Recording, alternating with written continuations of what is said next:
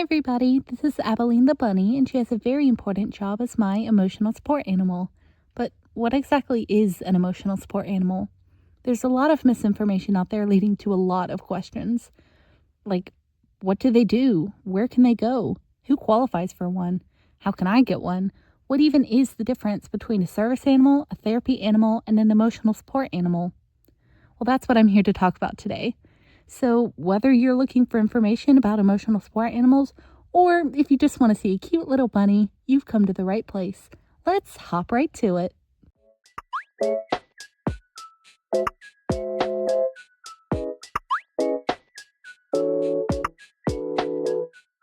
Okay, so first of all, what is an emotional support animal? According to the ADA, or the Americans with Disabilities Act, an emotional support animal is defined as any animal that provides emotional support, alleviating one or more symptoms or effects of a person's disability. They provide comfort through their presence for conditions such as depressive disorders, anxiety and panic disorders, post-traumatic stress disorder, and more. Okay, so this is where people start to get confused. So, emotional support animals are service animals, or are they therapy animals? What's a psychiatric service animal? Do they all mean the same thing? What's the difference? It's really understandable why people confuse them, but they're actually all different. Let's start from the beginning and see if we can clear them up. So when I said let's start from the beginning, I meant that quite literally. We're going to start about 10 to 15,000 years ago when humans first began domesticating animals for companionship and labor. We've actually continued this to this day. So animals used for companionship are called pets, while animals used for labor are called working animals. So it all started on farms where animals were used to plow fields, carry supplies, and herd livestock. Well, like I said, today we still use them like this, but now there are even more types of working animals.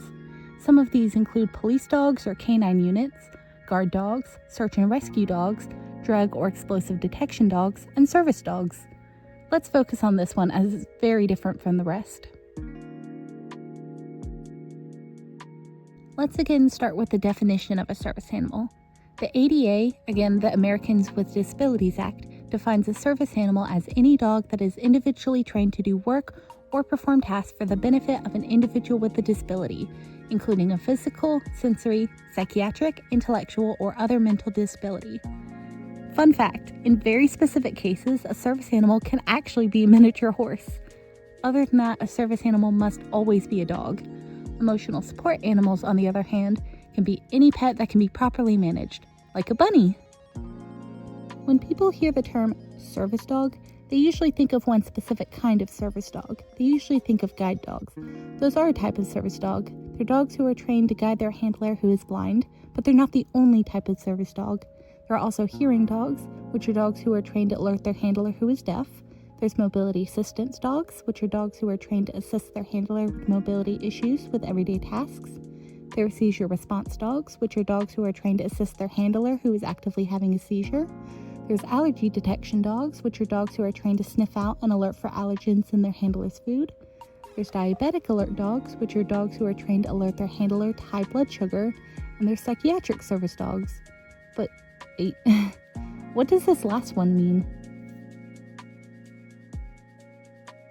The ADA defines a psychiatric service dog as a dog that has been trained to perform tasks that assist individuals with disabilities to detect the onset of psychiatric episodes and lessen their effects. They can perform a variety of tasks, but some of these can include alerting and comforting their handler who is about to have or is having a panic attack, behavior interruption for things like leg shaking or self-harm such as picking, scratching, hair pulling, or hitting, retrieving items such as medication, food or water, sensory blocking aids, or a phone to call for help, protecting and guiding their disoriented handler and keeping them from danger, waking their handler from a nightmare or reorienting them during a flashback, turning on lights and performing room searches and safety checks for their handler with post-traumatic stress disorder, helping their handler with schizophrenia determine if something is real or hallucination, and more. One key difference between emotional support animals and service animals is that emotional support animals do not perform tasks like service animals do. Rather, they help through their presence alone by providing companionship. There's also therapy animals.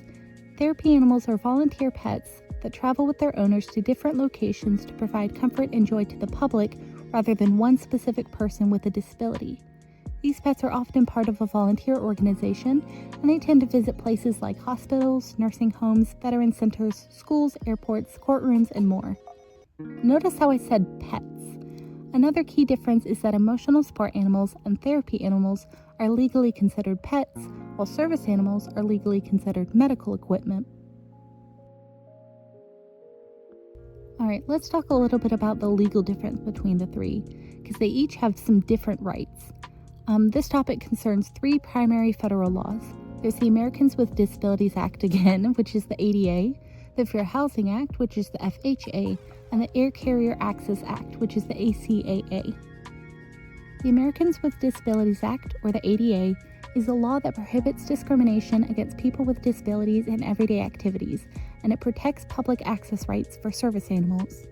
Emotional support animals, therapy animals, or other working animals are not considered service animals under the ADA. These pets have no specialized task training to aid with any disability and therefore do not have the same rights that service animals have. The Fair Housing Act, or the FHA, is a law that prohibits discrimination against groups of people, including people with disabilities, in housing. The FHA protects housing rights for service animals and emotional support animals, but not therapy animals or other working animals. The Air Carrier Access Act, or the ACAA, is a law that prohibits discrimination against people with disabilities in air travel. The ACAA protects air travel rights only for service animals, not for therapy animals, other working animals, or emotional support animals. For someone to legally have an ESA, the owner must be considered to have a qualifying mental health or psychiatric disability that is documented by a licensed mental health professional on a properly formatted prescription letter.